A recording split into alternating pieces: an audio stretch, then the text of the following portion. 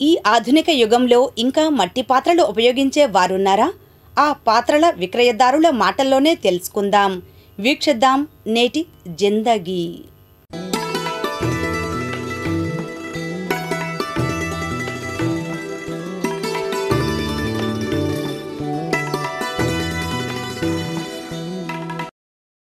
దేశమంటే మట్టి కాదోయ్, దేశమంటే మనుషులోయ్ అన్నాడొక ప్రముఖ కవి. అది నిజమే గాని పాత్రలంటే మట్టి పాత్రలు కాదోయ్, పాత్రలంటే ప్లాస్టిక్ లేదా స్టీల్ పాత్రలే అన్నట్లుగా పరిస్థితులు తయారయ్యాయి. దశాబ్దాలుగా తాడేపల్లి బోసుబొమ్మ సెంటర్లో మట్టి పాత్రలు విక్రయించుకునే కుటుంబ నేపథ్యం ఇది. లక్ష్మి అనే ఈ గృహిణి పిల్లలతో సెక్యూరిటీ గార్డుగా పనిచేసే భర్తతో జీవితాన్ని నెట్టుకొస్తోంది. మరిన్ని వివరాలు లక్ష్మి మాటల్లోనే విందాం. 10 సంవత్సరాలైంది కొట్టు పెట్టి. ఏం బేరాలు ఇవ్వండి. ఈ 2 నెలలు ఉంటాయి బేరాలు. ఎండాకాలం ఫ్రిడ్జ్లు వచ్చేసాక ఎవరో కొనట్లేదు. అద్దెలు కట్టుకోవాలి, కొట్టెద్ది కట్టాలి, ఇంటెద్ది కట్టుకోవాలి. సొంత ఇల్లు లేదు. నేను 200, 300 కూడా అమ్మట్లేదండి. పొద్దున్న సాయంత్రం దాకా కూర్చుంటే. మేమండి 4 అండి. ఇంకా మా ఆయన గారేమో సెక్యూరిటీకి వెళ్తాడు. ఉంటే వెళ్తాడు, రాతలేదు.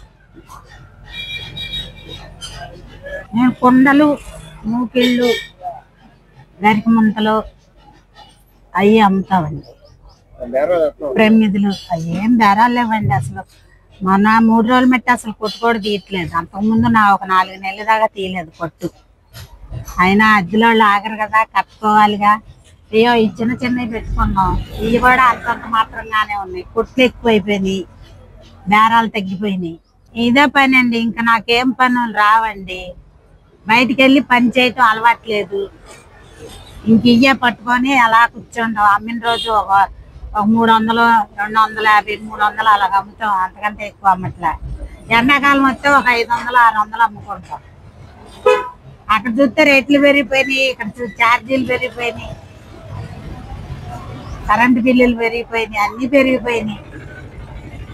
ఇద్దరం సంపాదిస్తుంటే కూడా ఇల్లు కడవటం కష్టంగా ఉంది. దాంట్లో అండి ఒక 30 రూపాయలు, 20 రూపాయలు మిగులుతాయండి. అది పగిలిపోయిందంటే ఇంకా అవి కూడా నష్టమే మాకు. తెచ్చేటప్పుడు చాలా పగిలిపోతాయి. అవి అర్థం చేసుకోరు. ఇక్కడ మరీ తక్కువ అడుగుతారు. ఛార్జీలేమో 5,000, 6,000 అడుగుతారు ఆటో వాళ్ళు తీసుకొస్తానికి. అక్కడి నుంచో తేవాలి, ఎలగలేరు నుంచి. అటు మైలవారం అటు కూడా వెళ్తాం.